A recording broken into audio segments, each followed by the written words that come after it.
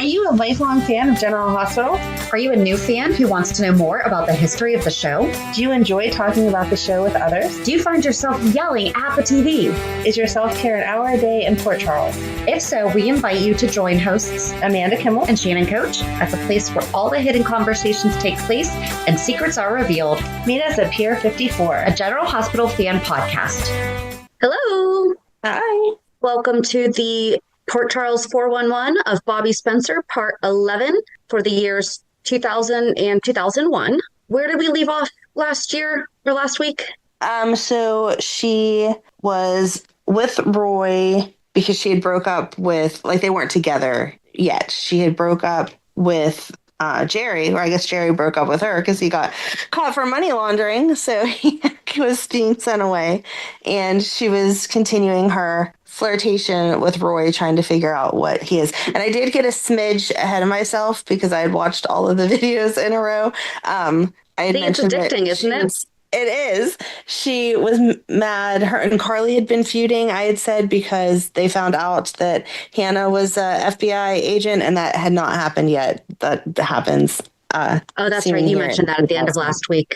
Yeah, I did, because the videos are just so good. You don't want to stop them. I was watching Bobbie moving forward for the next coming weeks, and I got to Tony's death, and I was like, stop, this is way too advanced, and I cannot keep watching this because I'm going to mess up the recaps, and I'm going to start crying because I don't want Tony dying. So, spoiler alert, Tony dies. Until like 2005, huh? Yeah, spoiler alert, Tony dies. I feel like we've talked about that enough at this point. I would hope everyone's caught on it by this point that Tony's no longer with us. But yeah, it's not part of where we're at yet. So I stopped YouTube and was like, okay, I need to focus on reading and not watching on some of these points. I really wish that they did have the whole every season out for us to watch, because I would waste way too much time, but it would be great to rewatch everything. Oh, it would. Yeah, I would have nothing. It would have been. I would cancel my life. It would have been, we're on our third year of Lucky. It's okay. We're going day by day now. Oh, that'd be a lot. Well, they'd be little mini episodes, but still, no. Once we get a writer, an assistant, then we can do that. All right. So it's the new year. And after playing in the snow with Laura and the kids, Bobbie returned to the house and instinctively looked for Roy, prompting Laura to tease her about first loves that never fade, except for Laura's first love would have been Scotty. And that is one that they fought over. So that was another, as I was reading all of the stuff about Bobbie, just the weirdness of they all like shared the same, like dated the same person at the same time. I'm like, okay, this is so gross to think about. I'm over it. But is that who Laura was talking about?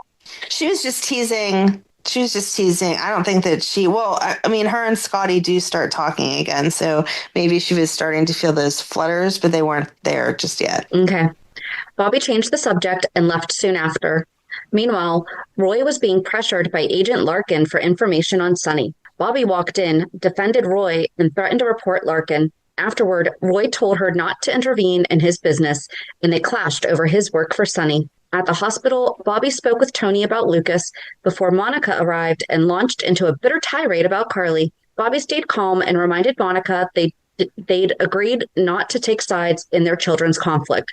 So was Monica just mad about Carly and how she was cheating AJ and everything? Yep. Okay. Outside Kelly's, Bobbie secretly watched Roy comforting Hannah. Misinterpreting their closeness, she awkwardly apologized to Roy later for interfering, and he told her he wasn't so different from the man she once knew. He offered to walk her home, but she declined. Inside Kelly's, Tammy snubbed Hannah, and Bobbie half-heartedly defended her. Tony came in, and he and Bobbie talked about disappointment and moving on, and then about Carly. What was their disappointment? Just the fact that they weren't together anymore. It was along those lines of like past loves, because Tony was seeing these interactions between her and Roy. And at some point in time, he says that he always knew there was a piece of her heart that was like locked away that he couldn't get to because of Roy. Tony really did have a way with words. Yes. He was a nice guy. He just had that mental break. Okay. We did love him for a good reason. We all have the bad side of us. Right, exactly. At the Port Charles Grill, Bobbie found Carly grieving Jason's absence. She comforted her daughter, but when Carly spotted Sonny across the room, Bobbie warned her not to go to him. Bobbie then confronted Sonny herself, demanding honesty about Roy and urging him not to drag Roy deeper into the mob. Later on the docks, Roy and Bobbie had a painful conversation about choices and consequences. Bobbie insisted Roy didn't need to return to a life that had already cost him so much. Roy said he wasn't the same man she had loved 20 years earlier, but he still wanted to spend time with her. Soon after, Bobbie learned, so was Roy trying to keep her from falling in love with him? He wasn't sure what he wanted, because again, at this point, because I spoke too far ahead last week, at this point, she didn't know that he was working FBI and for Sonny. And so he knows how complicated all of that is. He's trying to get, for the FBI, he's trying to get information on Sonny, but he doesn't really want to turn Sonny in because his target had been Jerry all along. And so he's not trying to mess with Sonny, but that's the position that he's in.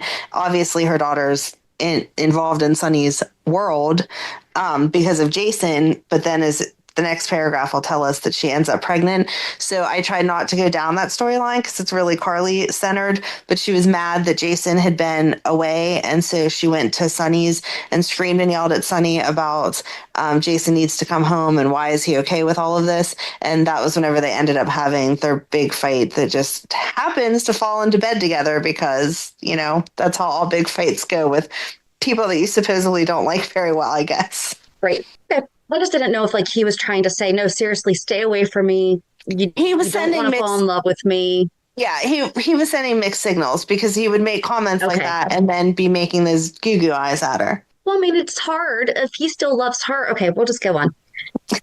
Roy said that he wasn't the same man that she had loved earlier, but he still wanted to spend time with her. Okay. Soon after, Bobbie learned from Tony that Carly was pregnant. When she traced her to the women's center, she arrived just in time to stop Carly from going through with an abortion. Carly broke down, confessing that the baby wasn't AJ's or Jason's, but Sonny's. She explained that panic, jealousy, and anger had driven her into Sonny's bed. Bobbie tried to guide her, but Carly refused to tell Sonny the truth, insisting he'd take the child from her. She resolved to pass the baby off as AJ's. Bobbie insisted that lies only destroyed families. Carly reminded her mother how many people would be hurt if the truth came out. Though the argument ended unresolved, Carly admitted she knew Bobbie came because she had cared. Bobbie later told Roy about Carly's pregnancy. Roy's reaction revealed another secret.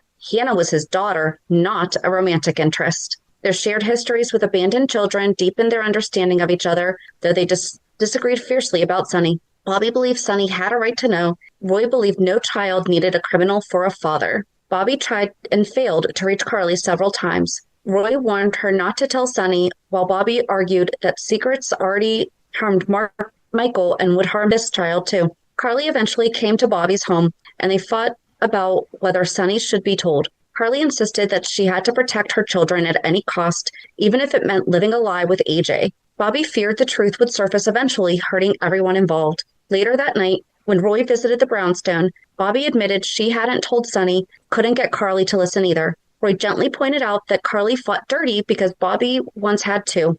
Bobbie laughed, embarrassed, and confessed that she hadn't understood love at all when she was young, until Roy. Roy and Bobbie spent an evening reflecting on their past and the mistakes they wish they had avoided. Their conversation is interrupted when Sonny arrives, asking to speak to Bobbie alone. Roy leaves, and Sonny confronts Bobbie with his suspicion that Carly is pregnant with his child. She must have been glowing and stopping the coffee. Right? That's the only way to tell. If you're listening to this now, Portia is pregnant, and everyone just has figured out that she is pregnant because she stopped drinking coffee. That's literally the main clue that everyone is picking up on. Oh, so funny. Bobbie confirms it. Though Sonny vows to take responsibility, Bobbie scolds him for betraying both Carly and Jason and warns him not to act impulsively. Later at Luke's club, Bobbie confides in Roy that she told Sonny the truth and worries she may have lost Carly forever.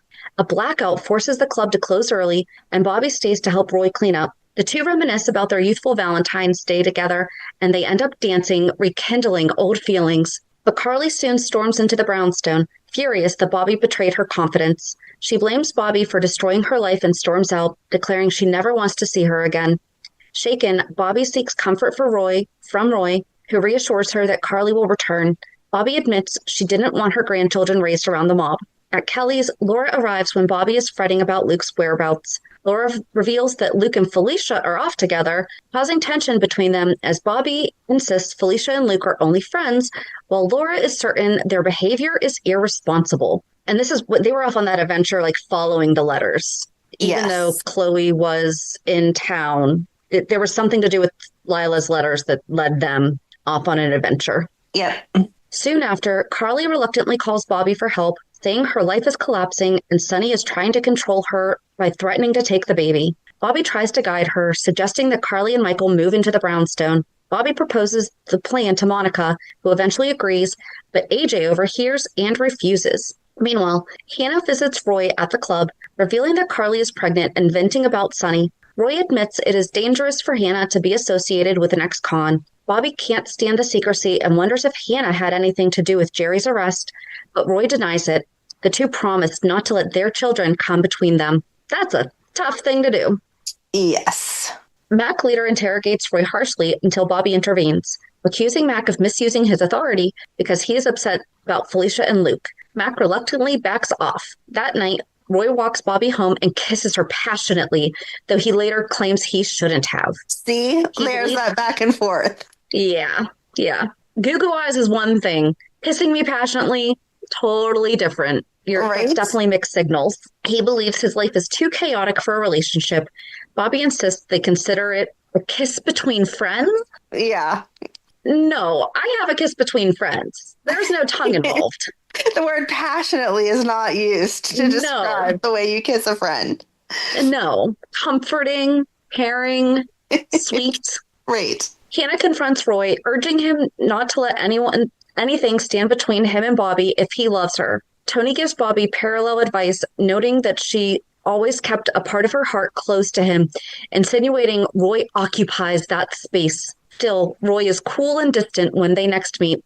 Felicia's marriage begins to unravel as Max sees incriminating footage and refuses to believe her explanations. Maxie lashes out at her mother, and Felicia, distraught, confides in Bobbie, who is stunned to learn Lucky is alive. Yes. I don't know how the whole letter investigation, because I didn't go down that rabbit hole, led to them then having conversations with Helena and stuff. And then Felicia put on her PI hat and was like, here, Luke, not only are we doing the whole letter thing, but now I'll help you find Lucky. And so I guess there was a video where it looked like her and Luke were a couple, but they weren't actually being a couple. It was that they were trying to get information on where Lucky was. I'm sure that we covered that in the 52 part of Lucky. It's maybe probably we need just to go been back a year. and do another one.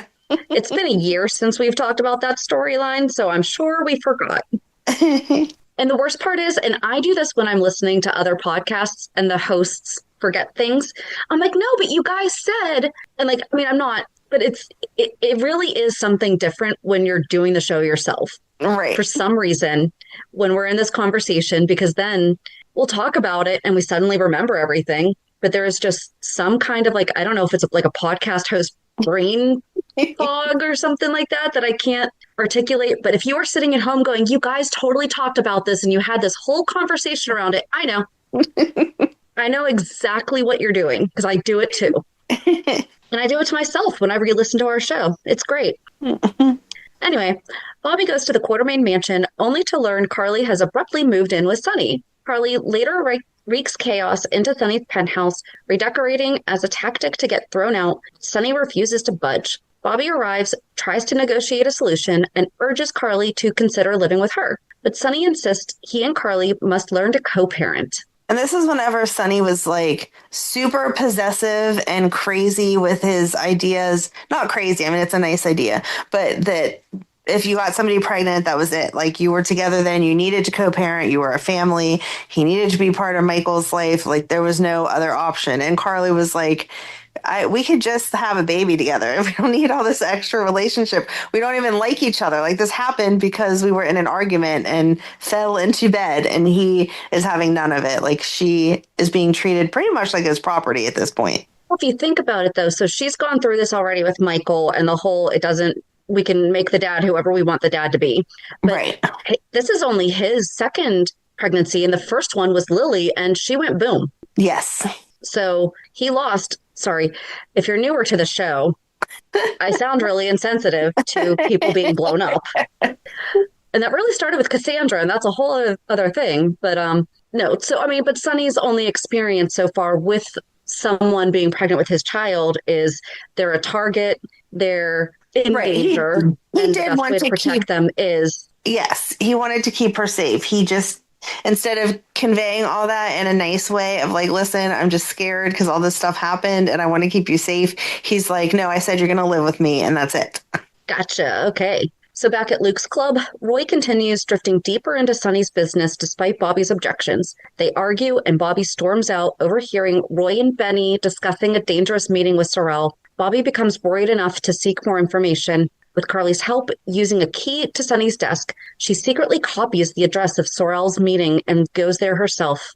Bobbie enters Sorel's warehouse, but is quickly discovered and taken hostage. Roy, unaware she has followed him, later begins to notice that she is missing and grows alarmed. When he eventually confronts Sorel, he is beaten badly while Bobbie is held captive as leverage against Sonny. Sonny, Roy, and Carly anxiously await word from Sorel. Carly confesses that she enabled Bobbie's intrusion by giving her the desk key. Meanwhile, Sorel keeps Bobbie imprisoned, using her as a pawn to pressure Sonny into doing business with him. Roy searches desperately, eventually tracking Bobbie to the warehouse. He breaks in, frees her briefly, but is overpowered again, and when he awakens, she is gone. Sorel moves Bobbie to a car to await an exchange.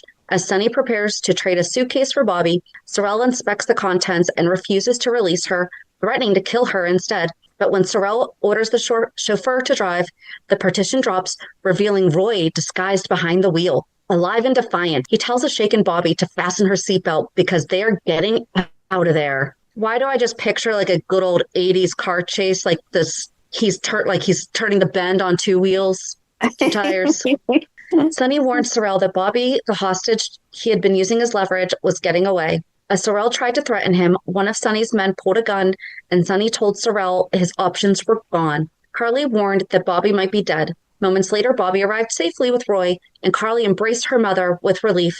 Bobbie called Tony to check on Lucas, while Roy and Sonny shared a drink. Roy thanked Sonny for orchestrating the rescue, though both men were aware that Sorel remained a threat. Bobbie refused Carly's offers of food and insisted on returning home. Roy accompanied her, and once at the brownstone, Bobbie admitted she had felt safe but emotionally shaken. Their closeness resurfaced, and they kissed. Overwhelmed, Bobbie confessed she had always loved Roy. He responded with a devastating confession of his own. He had not been working for Sonny at all, but he was an FBI informant. Bobbie was stunned. Roy then told Bobbie the full truth. After testifying against Frank Smith, he had lived a life of altering undercover assignments and prison time. The FBI discovered he was raising Hannah, whose family had abandoned her, and allowed him partial custody only as long as he cooperated. So he wasn't Hannah's biological father? I don't know if he was her biological father or if they just completely stepped out.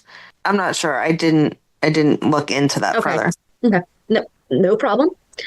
Hannah believed he was a heroic agent. Roy was exhausted by the lies and wanted out.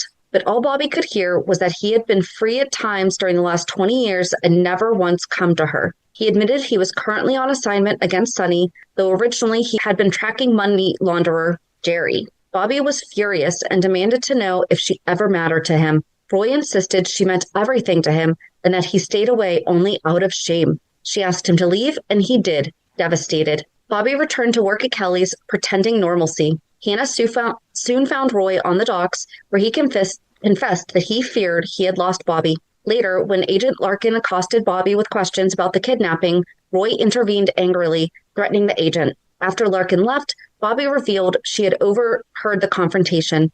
Roy told her he planned to quit the FBI, even if it meant going back to prison, because lying to her and Hannah was worse. Bobbie visited Carly, who was still clashing with Sonny. They discussed Carly's growing feelings for Sonny, and Carly urged Bobbie not to throw away her second chance with Roy. But Bobbie admitted Roy's secrets had deeply wounded her. Hannah later told Roy that the FBI was refusing her resignation. When Bobbie arrived, Roy admitted that if he didn't bring Sonny down, the FBI would send him back to Pentonville. Bobbie suggested stalling, but Roy refused to lie any longer and decided to come clean to Sonny. Bobbie tried to stop him, terrified that telling Sonny would cost him everything. Roy insisted he could not continue living as a fraud. Bobbie begged him not to leave her, but he believed she would hate him if he continued deceiving her. When Benny arrived to speak privately with Roy, Bobbie waited outside. Benny reassured Roy that Sonny trusted him more than most. Roy later told Bobbie about it, and she came up with a plan. She could confess to Sonny and ask for help, allowing Roy to keep his cover by feeding the FBI false information. Roy hesitated, but Bobbie pressed him to protect himself. They kissed, and she asked him to call after he spoke to Sonny. Carly interrupted a conversation between Bobbie and Hannah and overheard that Roy was Hannah's father and an FBI plant. Startled, Carly ran to Sonny and told him everything. Of course she did. Oh, and it shouldn't be. Okay, so obviously we know GH doesn't do math the way that you're supposed to, but if we're doing normal people math, Hannah shouldn't be his biologically because he went to jail 20 years ago, and Hannah, in order to be an FBI agent, should be older than 20. Yes. But again, if you're doing GH math, it absolutely could be his baby. I don't know. Yeah. The way that it read, it sounded like he just kind of found her. Orphaned, and he took her under his wing and just took care of. Right. I'm sure I could Google it, but it will be fun to see how GH math works. Carly interrupted a conversation. Sonny said he already knew Roy was a snitch, though the part about Hannah was new. And this is Sonny and Hannah had already had a thing? Yes. Roy arrived intending to confess, but Sonny dismissed him from all association with his organization. Roy admitted he would now return to prison for blowing his cover. As he left, he explained that Hannah had risked her job to protect Sonny. Carly was amazed that Sonny let Roy go, but Sonny said Roy had protected him and that he owed him. Roy told Bobbie what happened. She was crushed that Carly had overheard and intervened, but promised Roy she would find a way to keep him out of prison. Carly confronted Bobbie, accusing Roy of using her and endangering Sonny. Bobbie accused Carly of starting the whole chain of trouble and warned that she would never forgive Carly if Roy returned to prison. Carly refused to help, and Bobbie threw her out. That night, Bobbie created a romantic atmosphere for Roy, who wanted to only focus on their time together. They made love, knowing it might be their last night. In the morning, Roy prepared to turn himself in despite Bobbie's pleas for him to run or seek Sonny's help. Roy asked Liz at Kelly's whether Hannah was around, then met privately with Bobbie and asked her to tell Hannah the truth about him. She agreed. Liz, Hannah, and Bobbie discussed Roy. Hannah still believed he was a great FBI agent, while Bobbie cautioned her to let Roy handle things himself. Meanwhile, Roy confronted Larkin about his altered FBI deal. Larkin threatened Hannah and had Roy arrested immediately. As Roy was being taken away, Bobbie burst in and promised to help him.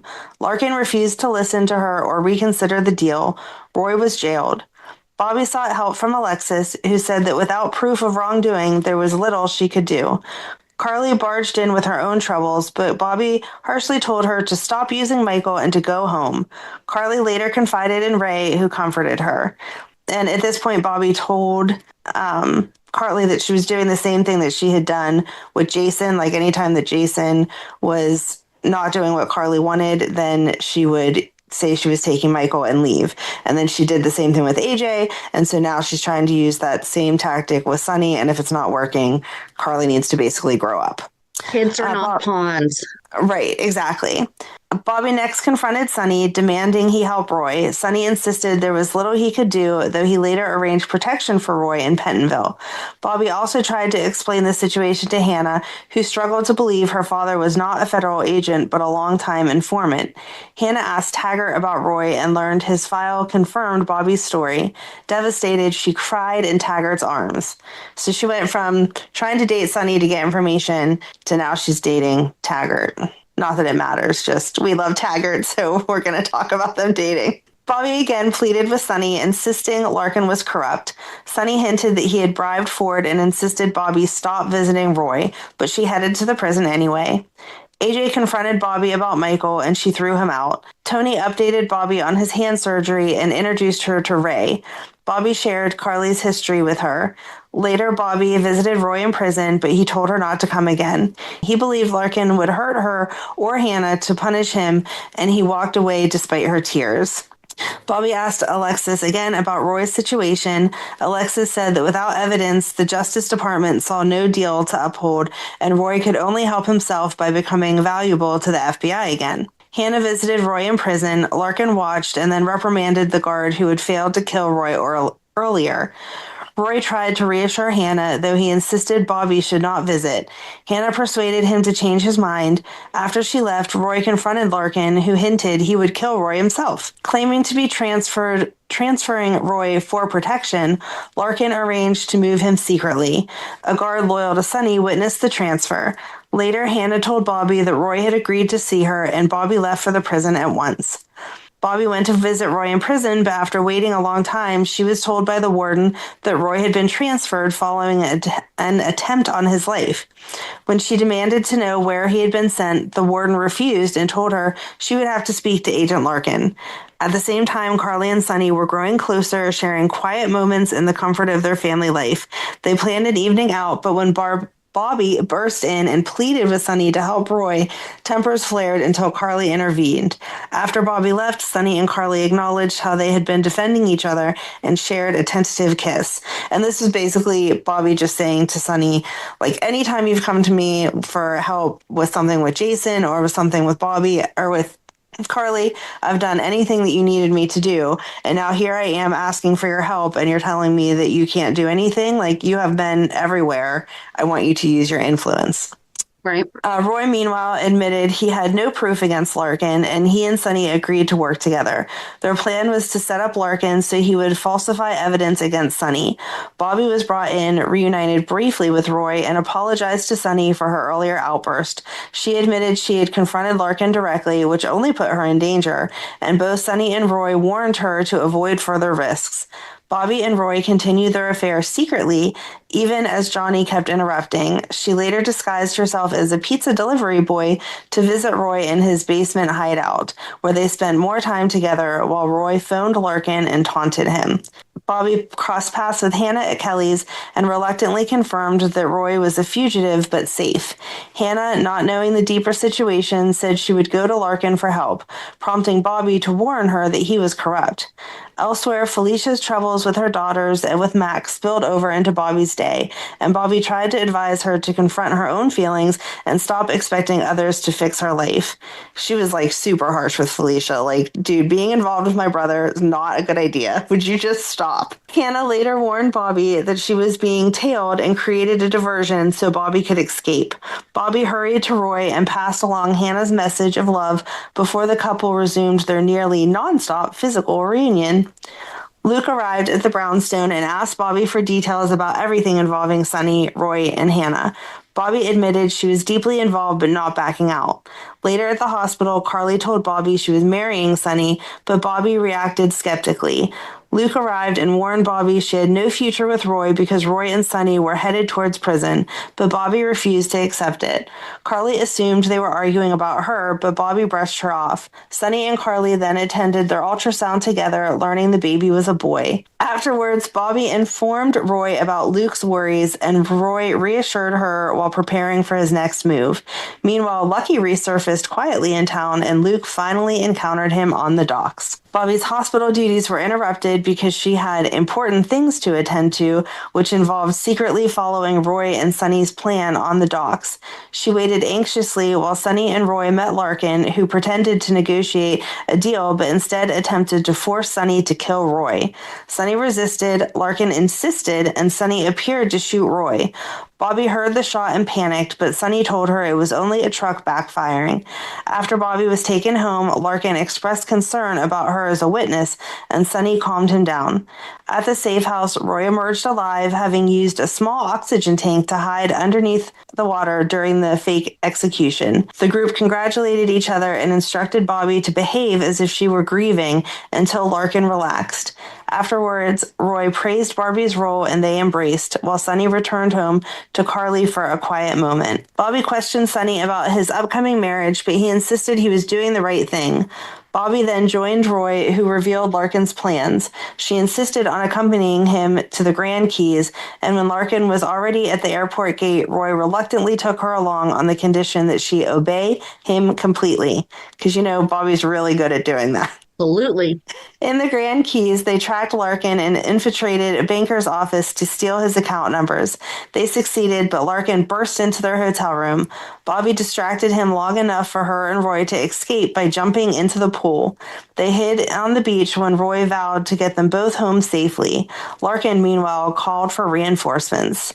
Stranded with little money, Roy considered entering a high-stakes poker game to earn enough to hire a plane.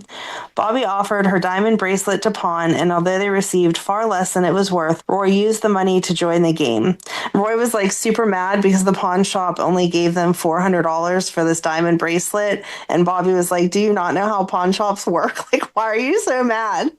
Just a side note, too. Uh-huh. Private planes are not that much to actually charter. I have a friend who is a pilot, like he got his pilot's license, and it is on my 50 before 50 to learn how to fly. Not many people know that. And so I was just like kind of, yeah, that's been on my brain for a long time. But we were hanging out a little while ago and I was like, out of curiosity, like what's an average cost so that I can be like, okay, is this actually something I can do? Right. How much should I be saving for it? Like, isn't it reasonable? So for his last 1.2 hours of flying, he pays $185 rental fee. Oh. And so but then he also had an instructor with him. It was $307. Okay. So yeah, that's totally doable. So yeah, I mean, if it's Yeah, Bobbie's bracelet should have almost covered it already. yeah, They're $400. With lessons, it would start with this kind of a fee. So like that's with lessons. So like you could definitely $1,000, especially back then. Right. $400 would definitely get you some good airtime, I would imagine. Okay. Good to know. I know that's like a really random thing that I just learned. You always have random facts. I love it. After some losses and a chaotic bar scene, he eventually won a large hand. They convinced the bartender to help them find a pilot, and the next day they secured a small plane and planned to return to Port Charles. Okay, so the chaotic bar scene, it was on purpose. Like Bobbie was flirting with someone else to kind of get the table distracted so that they could ensure that Roy was going to win a hand. Typical Spencer craziness. At the airfield, Bobbie hesitated at the tiny airplane, but Roy coaxed her aboard. During the flight, Larkin appeared with a gun, which I also am confused by because if Bobbie's like, wow, this plane is so little, I'm not sure I feel safe, how is Larkin just hiding in it? But okay, whatever, G.H. Writers. Roy managed to knock him out briefly, strapped the only parachute onto Bobbie, and jumped with her from the plane. On the ground, shaken but alive, they embraced and planned to find a road in the morning. Back in Port Charles, Roy reported their return to Sonny, and Bobbie went to comfort Carly, who had lost the baby. Sonny and Roy met on the docks discussing grief and parenthood. Larkin, unknown to them, was lurking nearby. Soon after, Bobbie and Roy were discovered half-dressed together by Tony and Lucas at the brownstone, prompting Tony to question whether Roy was a good influence. Later, Bobbie reassured Roy that love mattered more than reputation. As events unfolded, Monica confided in Bobbie that she might be pregnant, and Bobbie encouraged her to take a test. Bobbie also comforted Laura, who was longing for Luke. Roy reassured Laura that Luke still loved her. Bobbie invited Roy to live at the brownstone, but Roy refused, saying it would not be comfortable for Lucas. Before Bobbie planned a vacation with Roy, he asked Mike to look after Luke's club. So while in Hawaii, Roy became anxious about money and worried that Bobbie was used to the luxuries Jerry had provided. Bobbie assured him she didn't care about wealth, only about him. Despite his insecurities, Roy secretly called Mike for money and tried to maintain the illusion of a perfect trip. So he called him once and he asked him to get $3,000 out, and then he called him again and got another $3,000. So he was really trying to show off to Bobbie. They slam kiss. I mean, that's a nice trip now. Right. Like, you're in Hawaii already. If she's telling you she doesn't need any extra perks, just stick with it, dude. You don't need to keep getting extra money. But him and Mike were close. So that's important later. They swam, kissed, and spent quiet time together. Roy eventually bought tickets for a cruise, though he worried about finances. Bobbie later chatted innocently with another man at the bar, which made Roy bristle, but he apologized and gave her a lei as a memento of their trip. Bobbie... A necklace. Yes. Yes.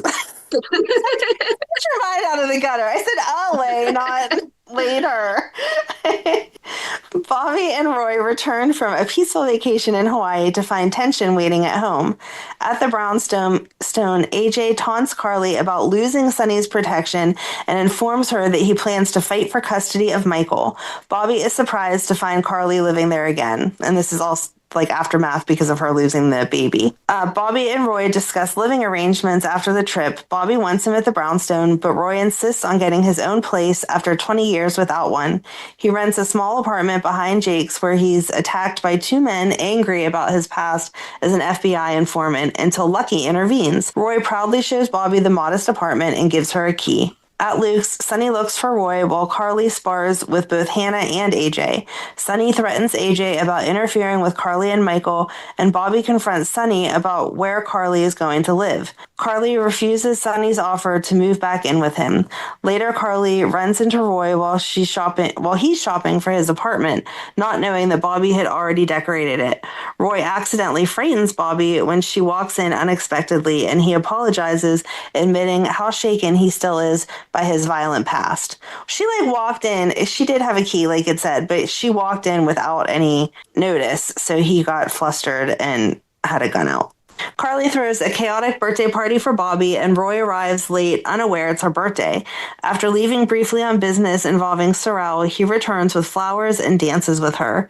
Meanwhile, Bobbie argues with Carly about moving out of the brownstone, and Carly decides to move temporarily to Jason's. Roy secretly tries to help Mike with a debt to Sorel. Telling Bobbie only part of the truth, Sorel refuses Roy's payment and demands the money come from Mike or Sonny, which makes Bobbie suspect Roy is working for Sonny. She warns him that his dangerous habits could send him back to prison. Worried, she asks Sonny to stay out of Roy's life, but Sonny says Roy isn't working for him. Bobbie pressures Carly to stop manipulating Sonny and gives her 2 weeks to move out. Bobbie warns Hannah about AJ while worrying aloud that Roy might slip back into crime. Tony criticizes Roy's influence on Lucas, and Carly begs Bobbie to help her get Sonny to take her back. Bobbie refuses to participate in Carly's schemes. When Sonny appears at the brownstone, Carly covers her manipulation by pretending that she's house hunting. AJ later tries to buy the brownstone, then attempts to rent a room and threatens to sue Bobbie whenever she refuses. At the police station, Bobbie finds Roy supporting Sonny in the aftermath of a Carly/Sonny arrest, and she grows more anxious about Roy resuming risky behavior. Mac tells her that a word from her might keep Roy out of trouble. When Roy seems prepared to chase after Luke, Bobbie wants to go with him, but he tells her that she would risk alerting the authorities. Bobbie visits Carly at the penthouse, where Carly reveals she plans to marry Sonny. Bobbie urges her to marry for love and stop clinging to Jason.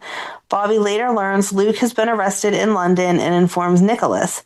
Luke asks her to tell Lucky personally, and she reunites briefly with her brother in the police station. Meanwhile, Carly learns from Mike that Sonny truly loves her. Bobbie encourages Carly to be honest about her feelings, but Carly instead prepares a romantic seduction. At the courthouse, Bobbie comforts Felicia after Mac ends their marriage. Bobbie is pleased when Roy and Lucas bond, but Tony remains critical of Roy. Laura later causes trouble at a club gathering, dancing provocatively with Roy while Bobbie watches. Tony again criticizes Bobbie's judgment when she makes a mistake on a patient's chart, and she continues making errors at work. Distraction also mounts at home. Carly pushes Bobbie to let her run Kelly's. AJ flirts with Hannah, and Bobbie invites a large and complicated group, including Sonny, Carly, Hannah, Mac, and Felicia, to Thanksgiving dinner. Bobbie receives alarming news that Kelly's property tax hasn't been paid, adding to a growing list of forgotten tasks. She confesses to Roy that something is wrong. Carly refuses to attend Thanksgiving at the brownstone when she learns who else is invited. Bobbie watches nervously as Sorel pressures Roy about Sonny and Xander. She asks Luke to intervene. Roy investigates strange smells in Kelly's and jokes that Luke shouldn't cook anymore. Later, after watching Stefan and Nicholas reconcile, Roy drives Bobbie home, but they lose their brakes and crash. Roy suspects Sorel may have tampered with the car. When they review Bobbie's auto work order and find no record of brake service, she panics that she is losing her memory. Roy insists something else is going on. Their fears deepen when Roy discovers a Swiss bank account in Bobbie's name containing a large sum of money and paperwork with her forged signature. Bobbie denies opening the account and wonders if Jerry could have mistakenly involved her, though she doubts that he would risk implicating her. Roy consults the Yes, FBI. people mistakenly sign somebody else's name on foreign bank accounts all the time. I'm so sorry, Shannon. I opened a loan the other day and I just accidentally signed your name to it. I would never It's mean okay. to Mistakes happen. Right. I would never mean to implicate you in my finances. Oh my gosh. Roy consults the FBI and learns that rogue agent Larkin has been released, leading him to suspect Larkin is behind everything. Bobbie continues trying to maintain normalcy, going Christmas tree shopping with Tony and Lucas, who asks for a family holiday. Roy finds Bobbie there and tells her the trouble isn't her fault, but only later reveals that Larkin is likely responsible. He warns her not to go anywhere alone. Bobbie finds an alarming letter in Roy's apartment, and he insists Larkin planted it. Despite her fear, Roy refuses to let Larkin ruin their holiday. At the hospital Christmas party, Sonny promises Carly and Michael he'll meet them after finishing his business. After Alan reads the nativity story to the children, Tony, dressed as Santa, hands out presents as the season continues under the shadow of Larkin's threat. And then we pick up in 2001, where Bobbie and Roy's relationship becomes strained after Bobbie finds a mysterious letter at his apartment, which Roy believes was arranged by Larkin, the FBI agent he once helped expose. Roy insists Michelle Bedford, whose brother died in prison after Roy's involvement in the case, would never have forgiven him, as the letter suggests. Suspicious, Bobbie begins asking questions about Roy's past with Michelle, and later, Melissa Bedford, Leo's sister. Although Roy tries to distract Bobbie with plans for a sleigh ride, she secretly meets Agent Ford to ask about Melissa's role in the old case. Ford can't share much, but confirms it was one of Roy's most painful cases. Bobbie becomes convinced Melissa and Larkin might be working together. Roy is upset that she visited Ford, but tries to focus on their life together rather than the past. Meanwhile, Bobbie confides in Laura, who remembers Roy once mentioning a woman he regretted hurting. Bobbie feels increasingly jealous and confused. At Kelly's, Felicia admits her own difficulty letting go of Mac, and Bobbie admits she feels she might be losing her mind over the strange things happening around Roy's past. When Roy later asks Felicia where Bobbie is, Felicia realizes Bobbie is hiding something. In truth, Bobbie has gone to Chicago to examine old transcripts about Leo Bedford. She discovers Melissa's testimony seems staged to portray Roy as cold and ruthless. Back in Port Charles, Bobbie continues lying to Roy while she snoops through files at the Blues Club and eventually discovers a stack of Melissa's old love letters to him. Bobbie eventually goes to Boston under the guise of visiting Tiffany Donnelly, but instead confronts Melissa. Melissa claims she wrote the letters to release her anger towards Roy and insisted she has no love for Larkin. She says Roy betrayed both her and Leo, though Bobbie leaves more unsettled than before. Bobbie's lies begin piling up. Felicia urges her to repeatedly tell Roy the truth before the situation destroys their relationship. Roy eventually discovers Bobbie flew to Chicago, and the confrontation is explosive. Roy decides to see Melissa himself. Bobbie is terrified that her lies will push him back to his past. After spending the night in Chicago, Roy returns and finally confides in Bobbie. He admits the guilt he carries over Melissa's brother, as well as his desire to be a better man for her. Bobbie apologizes for her lies, and they reconcile lovingly. Roy even surprises her with a Valentine's necklace. But then Melissa moves to Port Charles, having been hired as a surgical nurse at General Hospital. Bobbie is stunned and furious. She tries to get Alan to dismiss Melissa and even directly urges Melissa to leave, but Melissa refuses. Roy defends Melissa's decision, frustrating Bobbie. Though he later asks Melissa to leave town, Bobbie changes her mind and tells Melissa she can stay. Melissa outwardly acts gracious, but privately seems pleased to remain near Roy.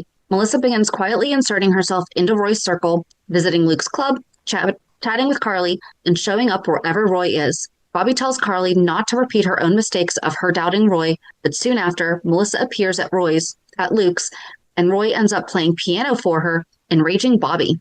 At Luke's party, Roy behaves distractingly after lying to Alexis. Melissa arrives, claiming Audrey invited her. Bobbie senses Melissa's growing presence everywhere and her influence on Roy's moods. Soon after, Roy fails to end a conversation properly with Bobbie, and Melissa catches him alone, offering sympathy he seems willing to accept. At Kelly's, a group of frustrated women, Bobbie, Felicia, Alexis, and Chloe, commiserate about men. Oh, that must have been a great conversation. Why don't I remember that? I remember the girls talking about Patrick at Jake's, like Kelly, Liz, Robin, Right. and someone else, but I don't remember this. I feel like at Kelly's it wasn't as entertaining because when they were at the bar, they were like shooting shots and They were doing shots of tequila, drooling over Drake, right? Yes. So that was a little more memorable. This seems like it was more just a grape fest of, oh, you're having guy problems? Let me sit down and tell you mine. But the tensions with Melissa deepens at GH. When both women are called in for emergency shifts, I'm assuming that's Melissa and Bobbie. And Bobbie, yep. Melissa proves competent and is praised by Alan and Monica, which only upsets Bobbie further. Everything explodes when a desperate drug-seeking patient takes Melissa hostage at gunpoint. Okay, so this is 2 hostage situations in the past 6 months. Yep. Rather than let the police handle it, Roy sneaks into the room trying to protect her. He's FBI. That is law enforcement. Yeah, but I mean, he's by himself. So that's not really... He needed to wait for some backup, yeah. I hear you. The situation escalates, and during the struggle, Roy is shot. Bobbie is devastated and furious. She blames Melissa outright and warns her to stay away from Roy. Later at the hospital, Roy wakes and immediately asks if Melissa is okay, which stings Bobbie. Melissa apologizes, finally admitting she once intended to come between Roy and Bobbie, but she now knows he loves Bobbie. Roy later comforts Melissa and takes her hand just as Bobbie walks in. Bobbie lashes out at Melissa again, and when offered a chance to help with charts, she hides Melissa's work out of spite. Okay, how about we don't make the patient suffer in your spitefulness? Right.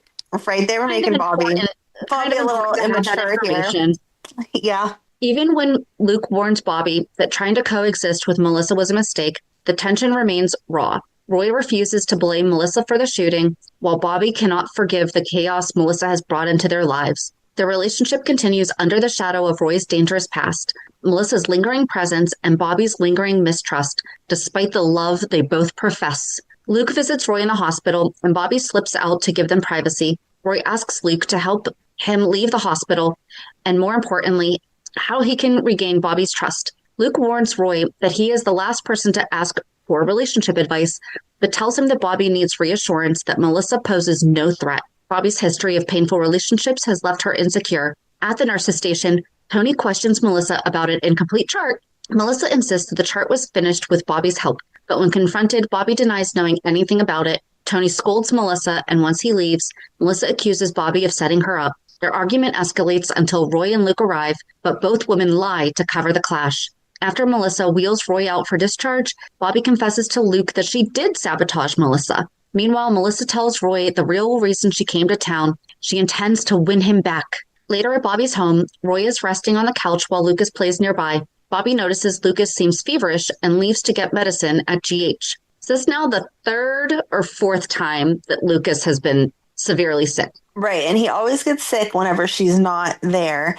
And I know we've mentioned it before, but why is the actual hospital the only pharmacy in town? Right. Like their grocery store doesn't have, first of all, they don't have a grocery store. They don't have a grocery store. The grocery store doesn't have a pharmacy. Like I'm going to open a CVS in Port Charles and make tons of money because I'm going to have a pharmacy there. They apparently only have one at the hospital. Again, excellent opportunity for sponsorship. Express Scripts. Right. There you go. We're coming up on the winter season. Let's have somebody's medication be delayed because it was mail ordered and the snowstorm just is preventing it from getting there. Perfect. Let's have it be Lucas now that he's living at Windermere and his diabetic medication. No, poor Lucas does not need to get sick again. Well, it's been a little while since he's been sick. So Lucas's medication can now be delayed because of a blizzard, and it's not able to be transported to Spoon Island. And he obviously can't get to work for it also. That does not make sense since he works at the hospital, never mind. They deliver mail to Spoon Island? And they have to have Remember a PO we talked box. about this? We are so off it. We talked about this. We're like, how do they get their mail? All right. Well, Anyway. Lucas quickly worsens and collapses. At the hospital, Bobbie encounters Melissa, who claims she only came to clear out her locker. Tony reassures Bobbie he will always be there for Lucas. Lucas is soon rushed into the ER by Roy and Melissa. Oh, so that was like foreshadowing. They didn't know that Lucas was on his way, and Tony was telling him, or telling Bobbie. Okay. Bobbie pushes Melissa away from helping. Lucas deteriorates, and the cause is unclear. This wasn't, Faison in the milk was already... No, this is Helena. Yeah. While Roy waits outside, he collapses himself as his stitches burst. Bobbie ends up assisting Melissa in Roy's treatment despite their animosity. Afterward, Bobbie again berates Melissa, who finally stands up for herself, insisting she won't be bullied or driven out of town. Roy tries to comfort Bobbie, who is terrified for Lucas and jealous of Melissa. Roy reassures her he only loves her. Lucas's glucose stabilizes, but his fever remains dangerously high. Felicia comforts Bobbie and reassures her this will not end like BJ's death. Luke and Laura arrive separately to offer support. Scotty brings Bobbie a small good luck charm from her youth. Carly shows up wanting Bobbie's help, only for Roy to insist Bobbie must rest. Lucas worsens, and Tony and Bobbie struggle to diagnose him. Melissa tells Bobbie she intends to remain at the hospital whether Bobbie likes it or not. Lucas begins having seizures, and Bobbie collapses in grief. Roy comforts her while Tony fights to save the boy. They really should be talking more about how Lucas's diabetes impacts his work, because he's had seizures quite frequently, and I don't think he's had them as an adult, but like if there's something that he's doing medically, health-wise, whatever, it would be really nice to hear him mention that. I have a friend who has epilepsy, and so if she has a seizure, she loses her license for like 6 months. Mm-hmm. And stuff like that. Like, I would imagine that he would probably... Okay, if we haven't seen Lucas have a seizure since he was a kid, there has to be a reason. Like, he has to have been doing something. Or did we just forget about it? Because we like to do that, too. I'm sure we just forget about it. I feel like these seizures are from the fever, though. Not anything to do with something that he could prevent one way or the other. Yeah. Because when he was a kid, his diabetes definitely seemed like diabetes is it needs to be taken seriously, but it seemed like so life-threatening to him. Right. But I also think that was because he was undiagnosed at first. Like that first time that he collapsed, I feel like is when they found out how serious everything was. Yeah. So then suspicions turn towards Helena Cassadine. Roy reports Helena was asking Melissa about Lucas earlier, and Luke urges Tony to consider poisoning. Lucas slips into a coma. Luke confronts Helena in the corridor and nearly attacks her before Mac intervenes. Helena's men kidnap Tony, dragging him below the hospital into an underground laboratory. It's all coming back to you now, isn't it? This was Stavros. Wasn't the Stavros coming back? I was going to say, it's all flooding your mind, isn't it? The second the underground laboratory. Guys, we did an entire series or episode on the unthawing of Stavros. Because at first your brain's like, why would Helena drug Lucas? And then, Tony's in the basement. That's right. Helena reveals she is forcing Tony to witness and participate in her most extreme experiment and warns Lucas will die unless Tony cooperates. At the hospital, Bobbie keeps vigil. Maxie brings BJ's old teddy bear to Lucas. And Bobbie takes it as a sign of hope. Melissa quietly leaves a St. Jude pendant under Lucas's pillow. In the lab, Melissa discovers a virus, and Tony secretly prepares an antidote. Lucas takes a sudden downturn, and Tony reluctantly injects him with serum, claiming it's from Johns Hopkins. Miraculously, Lucas wakes from the coma as if he has never been sick. Luke presses Tony for answers, and Tony dodges. As Bobbie reels from Lucas's recovery, she learns that Carly has betrayed Sonny with Roy's help. Feeling blindsided, she ends her relationship with Roy. Roy insists he acted for Carly's safety, but Bobbie declares that she can no longer trust him. Melissa comforts Roy and explains why she stayed silent about Bobbie sabotaging her. Meanwhile, Felicia confronts Bobbie about whether her anger comes from Carly's disappearance or jealousy over Melissa. Roy, exhausted by constant suspicion, tells Felicia he still loves Bobbie, but is tired of defending himself. Okay, so in this instance, I understand the whole Lucas thing, but he has gotten sick Yeah. a lot as a kid from his diabetes, that we should be having it. I mean, I feel like he could bring any of his illnesses when he's dealing with patients, especially kids at the hospital, be like, oh, I understand you don't like hospitals. I was sick once. I was here for a week. I was even in a coma, kind of stuff. But he doesn't. So this is getting into, you had asked about was Laura still having feelings for Scotty? He was. They had dated for a while, and Laura's not committing to him the way that he wants her to, and Bobbie's obviously having issues with Roy. So Bobbie and Scott go to the grill together to provoke jealousy in Laura and Roy. Bobbie drunkenly confronts Sonny and throws a drink in his face. Later, Bobbie catches Stefan stealing Helena's discs from Luke's safe. Roy intervenes, Bobbie and Roy argue again, and Bobbie insists that their trust is broken forever. And again, this was a side story that I wasn't getting into, but Luke and them had managed to steal, they were like CDs from Helena, and then it was just like all the nonsense of Luke and Helena getting information back and forth from each other. Okay. Bobbie advises Scott about his pursuit of Laura, then attempts to talk sense into Carly, who is plotting to win Sonny back. When Bobbie learns Roy helped Carly betray Sonny, she begins reconsidering her breakup. But when she goes to Roy's apartment to reconcile, she finds Melissa in a towel, fresh from the shower. Bobbie assumes the worst and leaves. Roy insists nothing happened, and nothing had happened. It was just Melissa manipulating everything. At the hospital, Bobbie overhears nurses gossiping. She announces publicly that she and Roy are over. Melissa again insists nothing happened, and both women admit with biting irony that Roy will now be available. Luke and Roy begin investigating strange equipment entering General Hospital. They turn to Bobbie for help identifying it. As Roy sneaks into a locked lower-level room, Melissa finds him, and he asks for her trust regarding the Cassidines.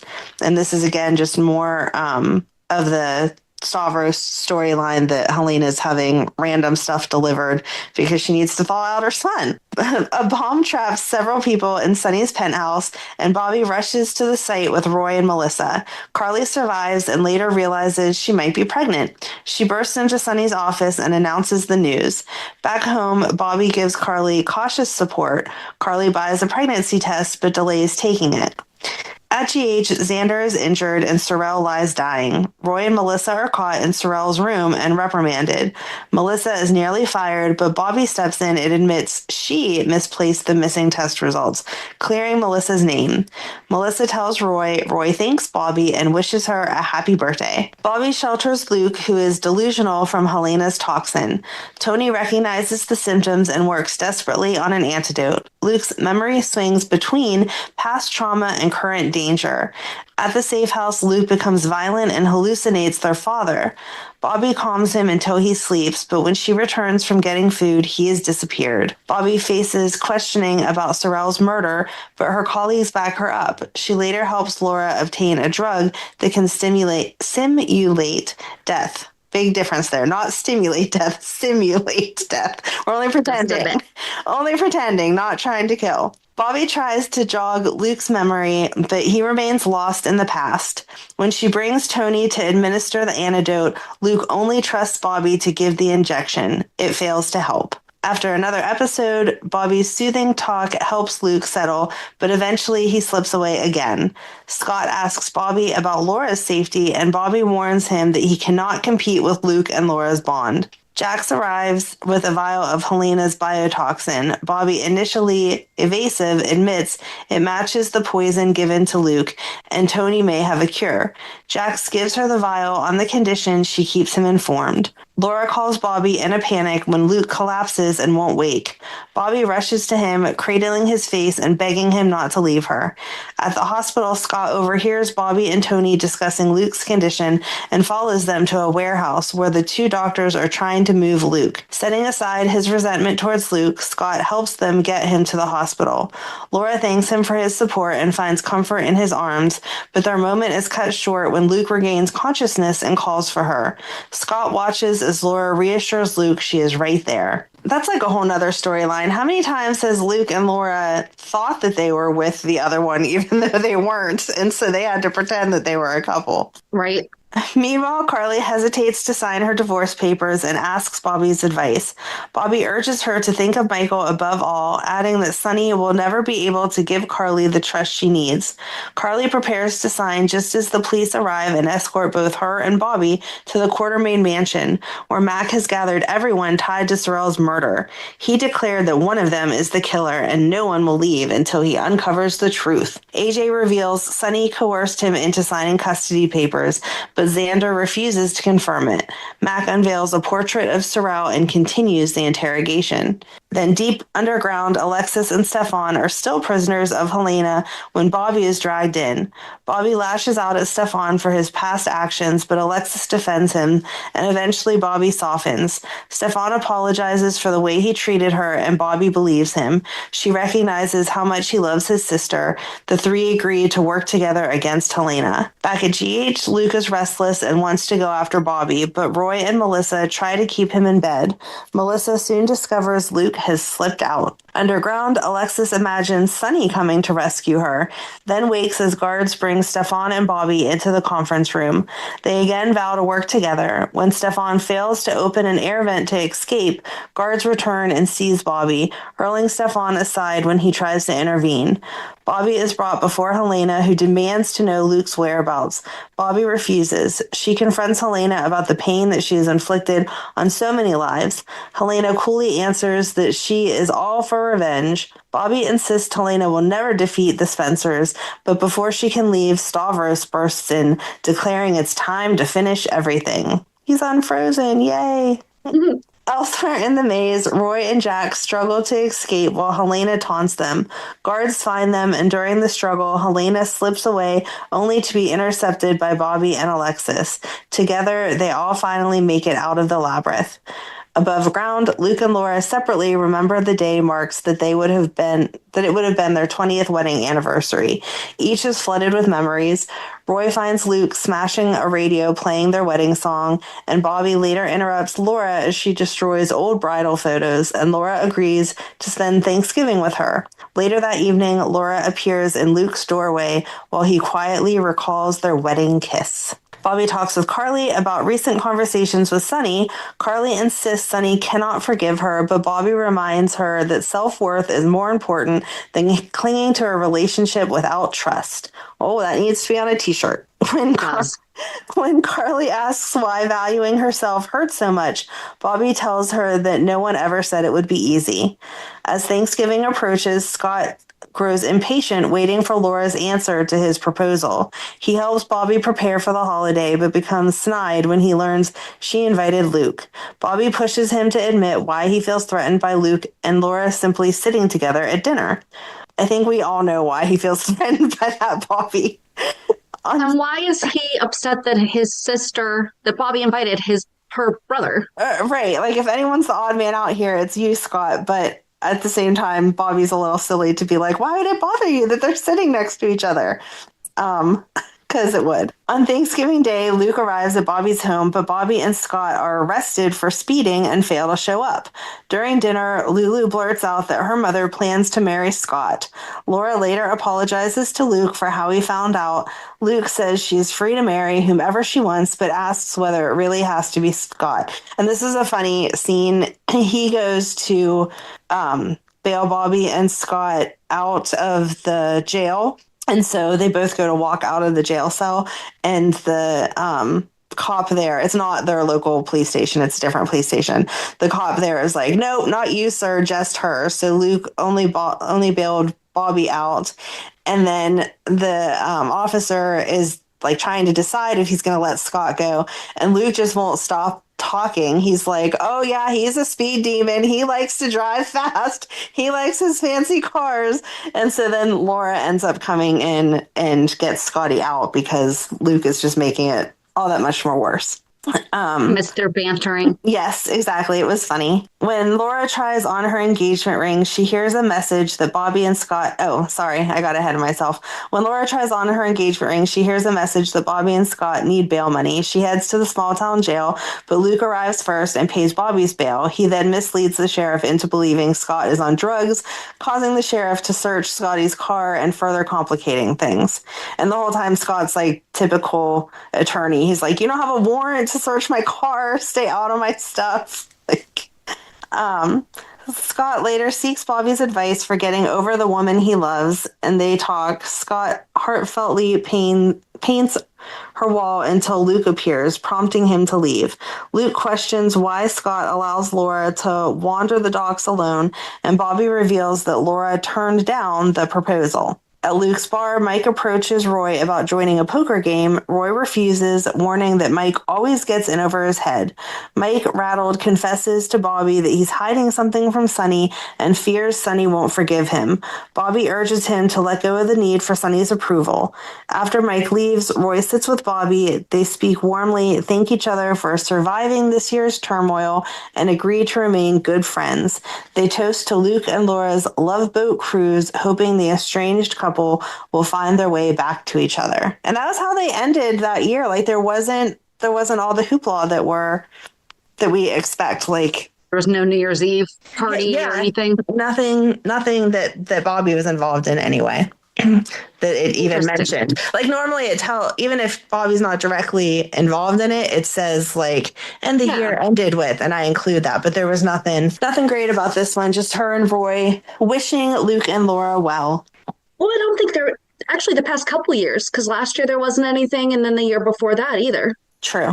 Oh, well, I like when they at least tell us, and they spent the quiet night in, cuddled on the couch. I just like whenever they end it with the Christmas party. Like it needs to end with tone. No, the Christmas party. I like when it ends with the Christmas party, even though there's obviously that week between Christmas and New Year's.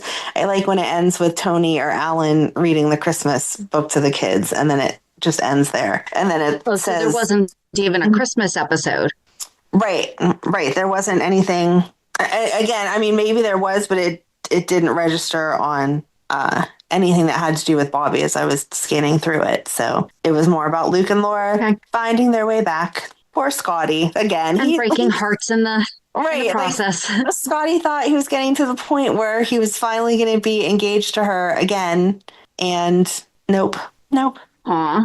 So there was a lot of cute Lulu through this too, because she was like little. She was like Donna's age, and so I hadn't really, in my mind, Lulu went from being a baby to being a teenager, and then it does show some of her being around during this time. So that was cute. So we saw her between like 5 and 7 years old.